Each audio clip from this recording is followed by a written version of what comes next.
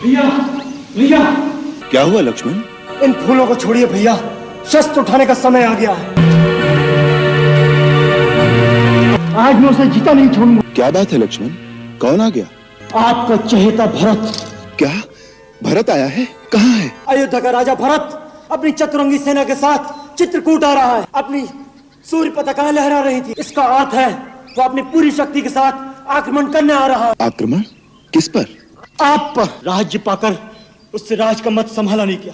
उसे नहीं पता था कि अभी तक लक्ष्मण जीवित है। भरत की बुद्धि ऐसी कुटिल कभी नहीं हो सकती। जिसकी माँ की बुद्धि इतनी कुटिल हो तो उसके पुत्र की बुद्धि कुटिल क्यों नहीं हो सकती? यदि उसके हृदय में कपट नहीं होता तो अपने साथ हाथी घोड़े और सेना लेकर नहीं चलता। अरे मानव तो क्या, इंद्र जैसे देवता भी राजमत के नशे में चूर होकर उचित और अनुचित भूल जाते हैं। वो आपको निस्सहाय बेसहारा समझकर आपकी हत्या करने आ रहा है। नहीं लक्ष्मण नहीं। आपको मेरी सौगंध है भैया, आज मुझे मत रोकिएगा। मैं आपके चरणों की शपथ खाता हूँ, यदि मैंने क्षत्रिय कुल में जन्म लिया है तो आज वे दोनों रणक्षेत्र में मेरे हाथों मारे जाएंगे। लक्ष्मण, मुझे तुम्हारी वीरता पर और तुम्हारे पराक्रम पर किंचित भी संदेह नहीं है। तुम क्रोध के आवेश में भरत को अवश्य मार सकते हो, परंतु जब तुम्हें पता लगेगा कि भरत पर तुम्हारा संदेह मिथ्या था तो क्या फिर उसे जीवित भी कर सकोगे? परंतु भैया, जो आंखों से दिख रहा है उसे आप संदेह कह रहे हैं। कभी कभी आंखों से देखा हुआ भी सत्य नहीं होता। राजपद का प्रमाद साधारण मानव को हो सकता है, इंद्र जैसे देवता को भी हो सकता है, परंतु भरत का स्थान देवताओं से भी ऊंचा है। जिस प्रकार खटाई की एक बूंद से क्षीर सागर का दूध नहीं फट सकता, उसी प्रकार अयोध्या तो क्या त्रिलोक का राज्य भी भरत को दे दिया जाए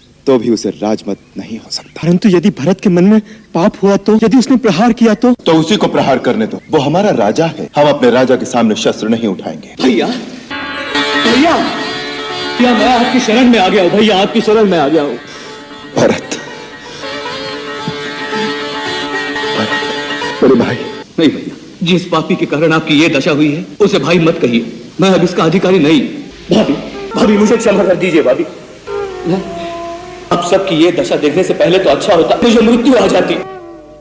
प्रणाम भैया, प्रणाम। नहीं लक्ष्मण, मैं इस योग्य नहीं कि तुम मुझे प्रणाम करो, जिसके कारण भैया भाभी और तुम्हारी ये दशा हुई। ऐसे पापी को प्रणाम मत करो। मुझे माफ कर दो भैया, मेरे मन में आपके लिए दोष आ गया था और मैंने आपके ऊपर धनुष उठाया। तो वो बाण चलाया क्यों नहीं पगले? मेरी कुल घातिनी माता के पापों का मुझे यही दंड मिलना चाहिए। भरत, माता के लिए ऐसे अपशब्द कहना पाप है। तुम तो धर्म के अवतार हो। मेरी कैकेयी माता के लिए मैं तुमसे ऐसे शब्दों की अपेक्षा नहीं करता।